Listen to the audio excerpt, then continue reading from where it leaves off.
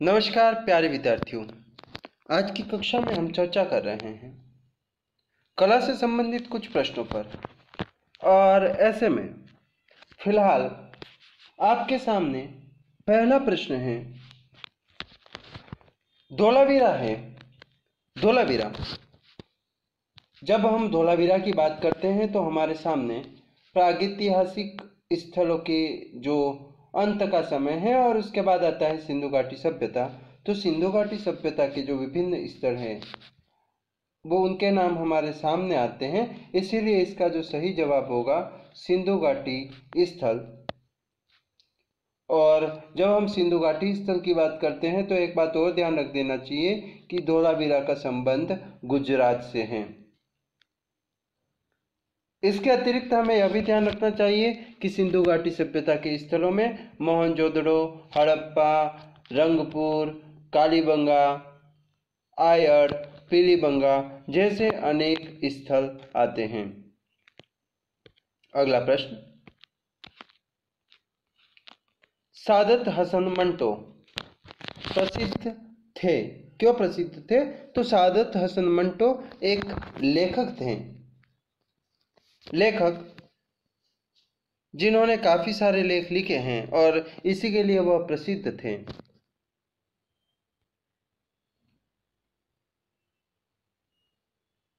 अगला प्रश्न, कला शब्द की उत्पत्ति किस शब्द से हुई है? बहुत आसान सा प्रश्न। कला शब्द की उत्पत्ति किस शब्द से हुई है? और मैं पिछले काफी समय से पढ़ा रहा हूँ, कला का विवेचन भी पढ़ाया था, तब भी मैंने आपको विस्तृत रूप से बताया था कि कला शब्द की उत्पत्ति संस्कृत भाषा के शब्द कल धातु से हुई है। किससे? संस्कृत भाषा के शब्द कल धातु से हुई है।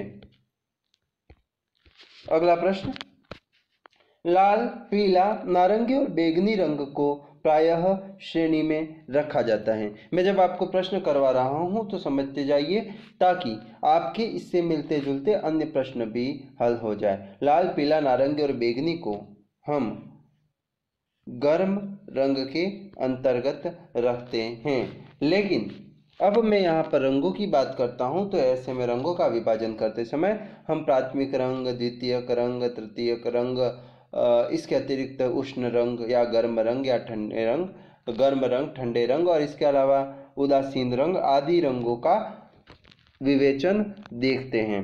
तो यहाँ पर जो इसका उत्तर होगा वह होगा गर्म रंग। अगला प्रश्न,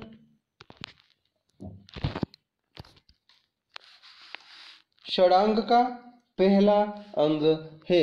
षडांग का पहला अंग कौन सा है? यह पूछा गया है।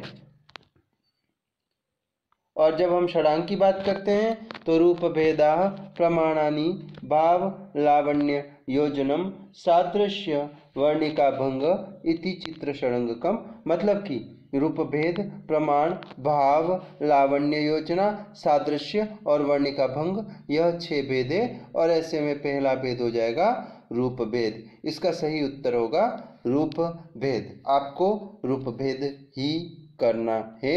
यदि आपने ऐसा नहीं किया तो आपका उत्तर गलत माना जाएगा। अगला प्रश्न, ऑस्टवाल्ड के कितने रंगों को रंगत चक्र में रखा गया है? ऑस्टवाल्ड ने कितने रंगों को रंगत चक्र में रखा है, यह प्रश्न है। बहुत आसान सा प्रश्न।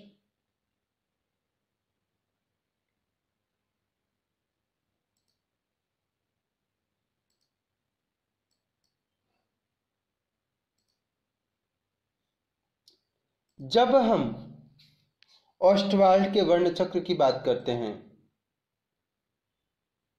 तो हमें याद रखना चाहिए कि ऑस्टवाल्ड ने 6 रंगों का एक चक्र बनाया है जिसे वर्ण चक्र के अंतर्गत लेते हैं।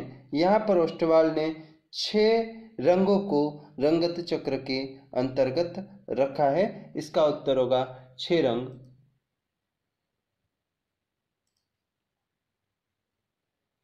मैं पहले भी आपको जब कह रहा था कि हम रंग की बात कर रहे हैं, प्राथमिक रंग, द्वितीयक रंग, तृतीयक रंग, गर्म रंग, ठंडे रंग, उदासीन रंग, तो प्राथमिक रंग वे रंग है जो प्रकृति में मूल रूप से विद्यमान हैं, इन्हें निर्मित नहीं किया जा सकता, जैसे लाल, पीला, नीला।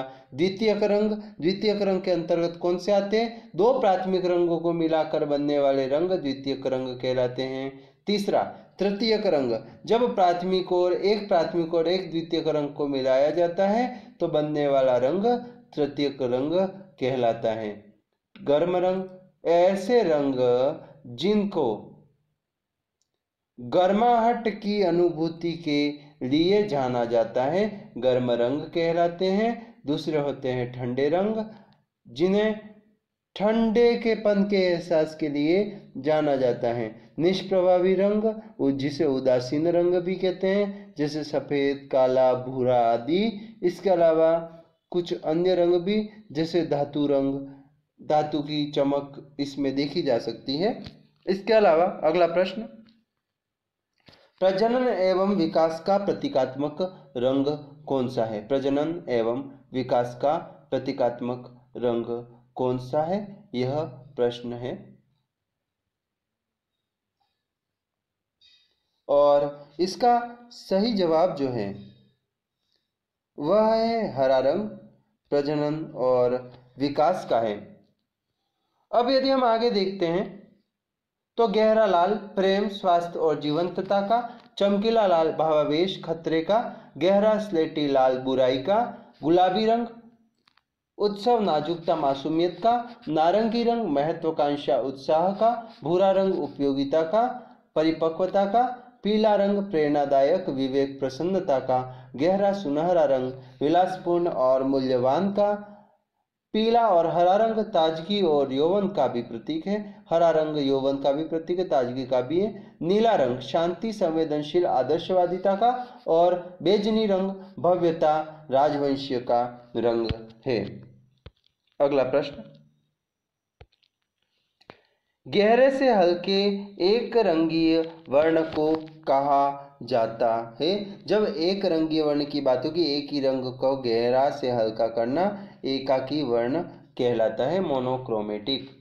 हमको याद रखना है, मोनोक्रोमेटिक एकाकी रंग योजना कही जाती है।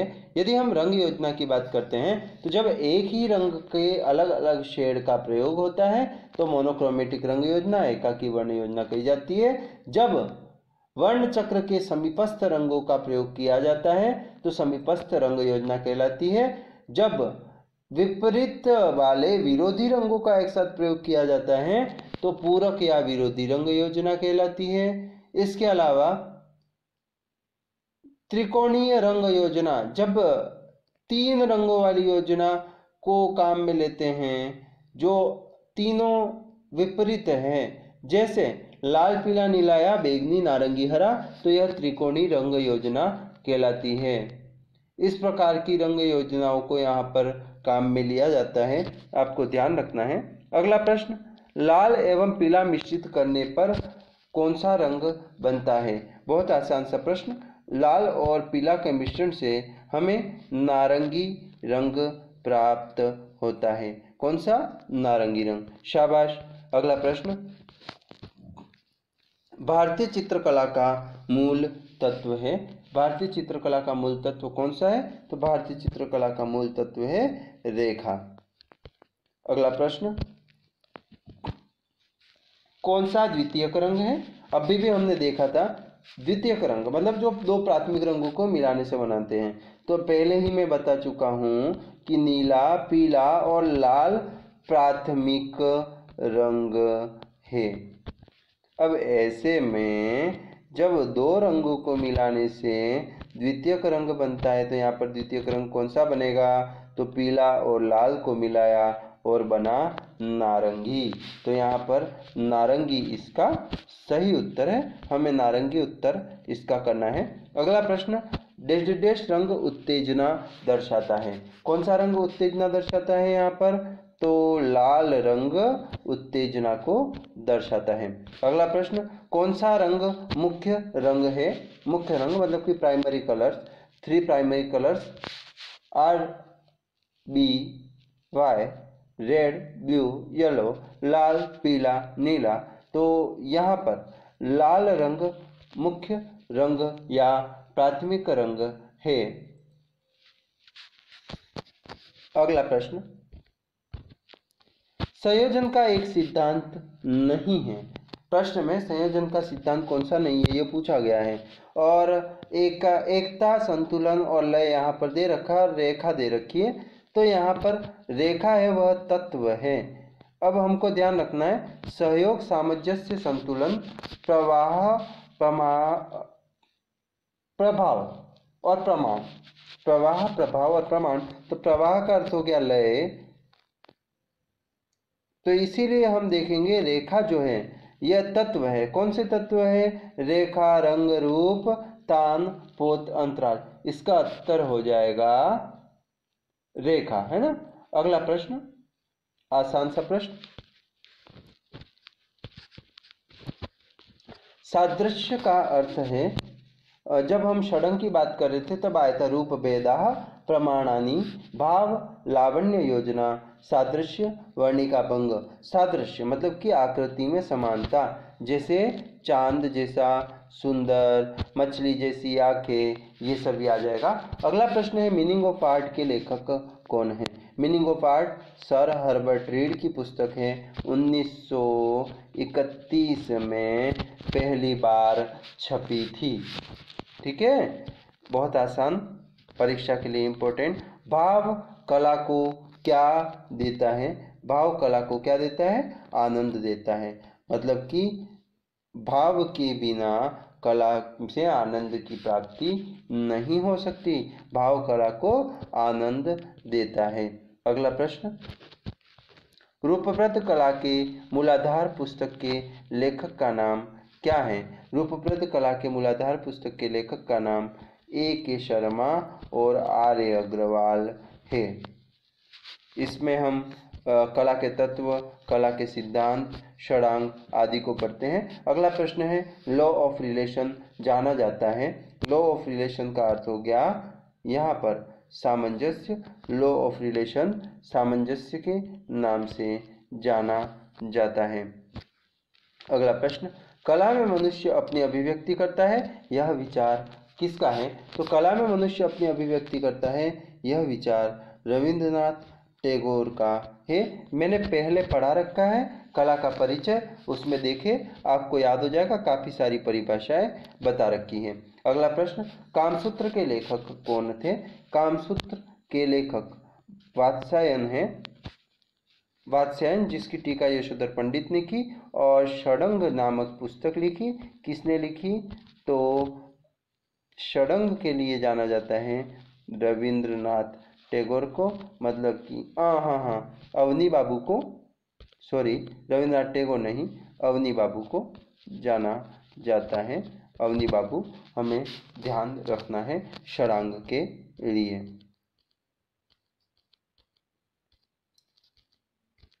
अगला प्रश्न, 11वीं सदी में भारतीय चित्रकला के षडंगों को किसने व्याख्यायित किया था? तो 11वीं सदी में भारतीय चित्रकला के षडांगों को यशोधर पंडित ने व्याख्यायित किया था। इसका सही उत्तर होगा यशोधर पंडित। अगला प्रश्न, अजंता चित्रकला का माध्यम क्या है? अजंता चित्रकला का माध्यम फ्रेस्को है, क्योंकि गीली दीवार पर चित्र बने हैं और रंग बाद में सूख गया है।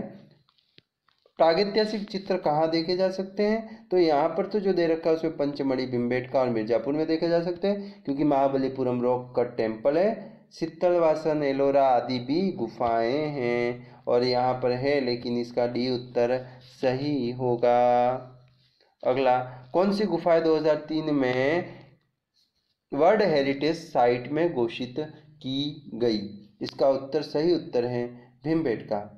इसके अलावा हमने पहले प्रश्न में देखा था धोलावीरा। धोलावीरा अभी 2021 में वर्ल्ड हेरिटेज साइट घोषित किया गया है। भीमबेटका 2003 में किया गया है। साथ में मैं कुछ और भी बता देता हूँ। आगरा का किला 1983 में, अजंता की गुफा 1983 में, एलोरा की गुफाएं बाद में 1983 में ही घोषित की गई है। फिर ताजमहल और इसके अलावा महाबलीपुरम के स्मारक 1984, सूर्य मंदिर कोणार्क 1984। और जब आरंभ में ये सब घोषित की गई, उसके बाद क्रम चलता गया। फतेहपुर सीकरी, हम्पी के स्मारक, खजुराहो के स्मारक, एलिफेंटा की गुफाएं, महान चोल मंदिर, पदक्कल के स्मारक, सांची स्तूप, हुमायूं का मकबरा, कुतुब मीनार, बोध गया जो मंदिर है, महाबोधि मंदिर परिसर जो है, भीमबेटका 2003 में। इसके अलावा चंपानेर पावागढ़, लाल किला परिसर, जंतर मंतर जयपुर, रानी की वाव जैसे विश्व विरासत स्थल घोषित किए गए हैं। लेकिन सबसे अंत में जो किया गया है वह है धोलावीरा। अब यहाँ पर प्रश्न पूछा गया कौन सी गुफाएं 2003 में वर्ल्ड हेरिटेज साइट घोषित की गई थी। इसका उत्तर जो हो गया था भीमबेटका। अगला प्रश्न, चैत्य गुफाओं का उपयोग होता था। चैत्य गुफाओं का उपयोग प्रार्थना के लिए होता था, चेतना के लिए। निवास जो है वह है विहार। हमको यह ध्यान रखना है। चैत्य और विहार दो प्रकार की गुफाएं होती हैं, और जब चैत्य की बात आती है प्रार्थना की बात होती है। अगला प्रश्न है, बोधिसत्व पद्मपाणि का चित्र अजंता की किस गुफा में चित्रित है। यह चित्र अजंता की गुफा नंबर 1 में चित्रित है। बहुत अच्छा प्रश्न। अगला प्रश्न, रज़्मनामा पुस्तक किस भारतीय कथा पर आधारित है। रज़्मनामा का संबंध महाभारत से है। इसका सही उत्तर होगा महाभारत।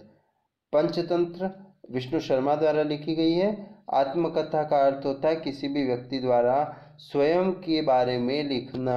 आत्मकथा के जैसे बाबर की आत्मकथा बाबरनामा, जिसको कि बाबर ने स्वयं लिखा है अपने बारे में। अगला प्रश्न, यूरोपीय तेल चित्रण पद्धति में सर्वप्रथम जो चित्रकार कुशल चित्रकार बने वह है तो रविंद्रनाथ टैगोर, अमृता शेरगिल, राजा रविवर्मा और गगननाथ टैगोर में से दो तेल चित्रण वाले हैं, अमृता शेरगिल, राजा रविवर्मा। और इनका समय काल है 1848 से 1906, और इनका समय काल शुरू होता है 1911 से। इसका मतलब राजा रविवर्मा ने पहले शुरू की थी। इसका उत्तर राजा रविवर्मा ही होगा। अगला प्रश्न, अजंता की किस नंबर की गुफा में लेटे हुए बुद्ध की प्रतिमा है। इसका उत्तर हो जाएगा गुफा नंबर 26। प्रतिमा पूछिए, हमको ध्यान रखना है। अगला प्रश्न है, उमा की तपस्या किसने चित्रित किया। उमा की तपस्या नामक चित्र को नंदलाल बोस द्वारा बनाया गया है। तो इसका सही उत्तर हो जाएगा नंदलाल बोस। न केवल उमा की तपस्या बल्कि शिव पार्वती, बसंत प्रणाम जैसी अनेक कृतियां इनके द्वारा बनाई गई है। अगला प्रश्न, औरंगजेब का बुढ़ापा किसने चित्रित किया। तो औरंगजेब का बुढ़ापा जो है वह अवनींद्रनाथ टैगोर, अवनी बाबू द्वारा चित्रित किया गया है। यह थे कुछ प्रश्न। नए प्रश्न देखेंगे हम अगली बार। इस श्रृंखला को यहीं समाप्त करते हैं। आप इस वीडियो को जरूर लाइक करें, चैनल को सब्सक्राइब करें, कमेंट करें, शेयर करें, अधिक से अधिक मित्रों को जुड़ने के लिए प्रोत्साहित करें, जिससे टीम की मेहनत सार्थक हो सके। आप सभी को धन्यवाद और आपकी परीक्षाओं के लिए ऑल द बेस्ट।